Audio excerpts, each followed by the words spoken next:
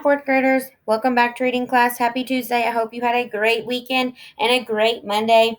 This week, we are going to work on a reading strategy called close reading. So today, we're going to talk about what it is, why it's important. We're going to watch a video, and then we're going to practice doing close reading together this week. And you are also going to use those strategies to complete your assignments in your Google Classroom.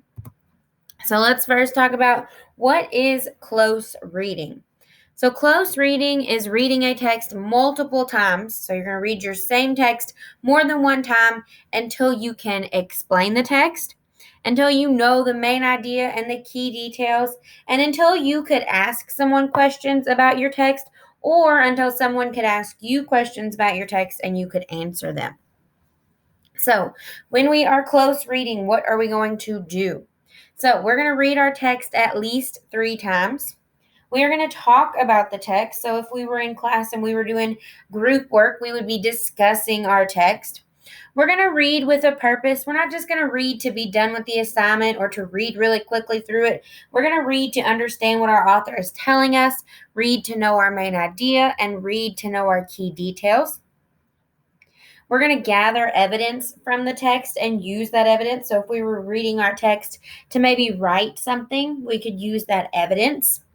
We're going to learn new vocabulary words. All of our texts are going to give us words that we're unfamiliar with. So we're going to learn what those mean and be able to use those. We're going to annotate the text. And when you annotate, you're just taking notes. So you're just writing down the most important parts. And then you're going to summarize and answer questions. So why do we need to close read? Why is it important that we are working on this strategy this week? So why it's important to close read is so that we can comprehend our text. So after we're done reading it, we know what our author is telling us. We've learned something. We're going to fully understand our author's message. We're going to think critically about our text. So we're not just going to agree with what our author says. We might have other questions for them. We're going to gain a deeper understanding of the text. It's going to be something that we remember and we can think back on. We're going to find patterns in our text, and we're going to look at our author's style of writing. So we are going to close read 3 times this week, which means we are going to read the same text 3 times. So today, Thursday, and Friday, we are going to read our same text together. So on the first day of close reading, you're just going to read your text. You're going to think about what your main idea is. What type of text is it? What type of text structure? And you're going to think about your author's purpose. Why would your author write this piece, and why is it important for you to read it? On day 2 of close reading, for your second reading, you're going to look even closer at your text. So you're going to remember what you read the day before, but you're going to look closer at it. You're going to find the text structure. You're going to look at all the text features because we are looking at nonfiction text this week. And you're going to find even more details than you did on day 1. There are going to be things that stand out to you on the second time you read it that didn't stand out to you on the first time. And then your third reading, you are really going to zoom in. Are there facts? Are there opinions? You're going to look at those vocabulary words. Maybe they're bold. Maybe that's a text feature that your author chose to use. Maybe they're bold. You're going to look at those key vocabulary words. You're going to understand what they mean. And you're going to look closer at those text features, and you're going to be able to tell why your author chose which text features to use. And this is just kind of a visual for your close reading. So close reading means that you are digging deeper. So your first day of reading, you're just breaking the surface. So just pretend like our shovel is just barely digging up any grass or any dirt. You're just going to read to just understand, to just know what your piece is about. You're barely getting anything. On your second reading, you're going to get more information. You're going to get a better understanding. Maybe some of those key vocabulary words are going to start to make more sense. So think about you're getting even farther down into that grass and into that dirt. And on your third reading, you're going to have a deeper understanding. You're going to know those vocabulary words. You're going to know those text features, that text structure. You're going to be able to explain and answer questions that someone would have about your text. So you are really getting down into that dirt. You're really digging deep on that third reading. So before we practice this together, we're going to watch a quick video of some tips and some strategies for close reading. So let's do that really quickly.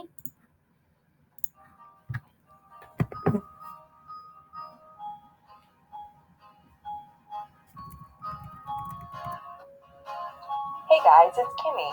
Today we're going to take a look at close reading. Don't worry, it's a lot easier than it sounds.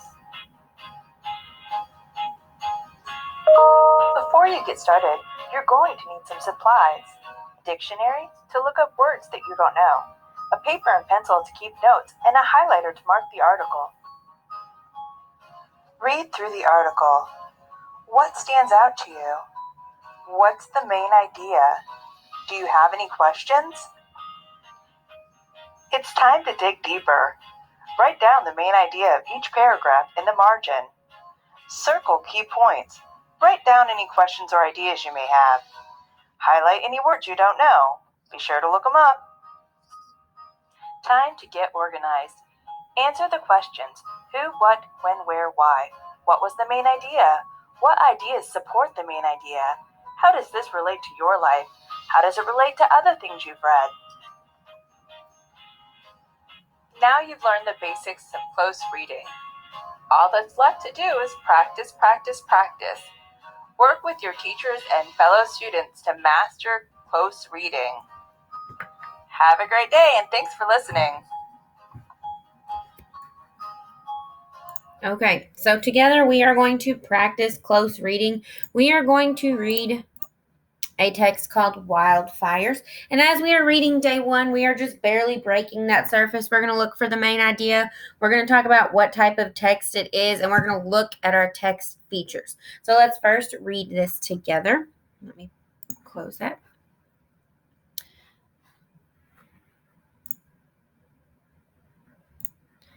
Our title is Wildfires.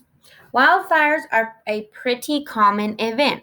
It is estimated that over 100,000 fires happen in the United States alone each year. So how do they begin? First, there might be a lack of water in the area. This is known as a drought. During this time, the land is very dry and can easily catch fire. Next, something has to cause the fire to begin. 90% of the time, it is humans. Forgetting to put out a campfire or throwing away a burning cigarette can cause the land to go up in flames. After the fire begins, it takes an extraordinary effort to put them out. Wind can push the fire along at speeds quicker than firefighters can put them out, especially in areas with a lot of trees and vegetation. If a wildfire continues to spread, it can cause incredible amounts of damage to forests and homes. Yellowstone's Summer of Fire. In the summer of 1988, Yellowstone's worst fire ever burned more than 1 million acres of land in the national forest. So check out this timeline to see how the fire advanced. So when we read our timeline, we're going to start right here. So June of 1988, after a very dry summer, lightning strikes begin small fires. In the middle, it says mid-July 1988. The wildfires are still spreading, but even quicker than before. July 21st, 1988, over here on this side. Firefighters try to fight each fire. Down here on the bottom where it says July 27th, 1988, it says, when my little bar goes away, 100,000 acres of land have burned. The fire becomes national news. In the middle, it says late August 1988. People living near the fire begin packing their things and moving. And on the end right here, September 11th, 1988, when my little bar goes away, it says the first snowfall of the year finally puts the flames out.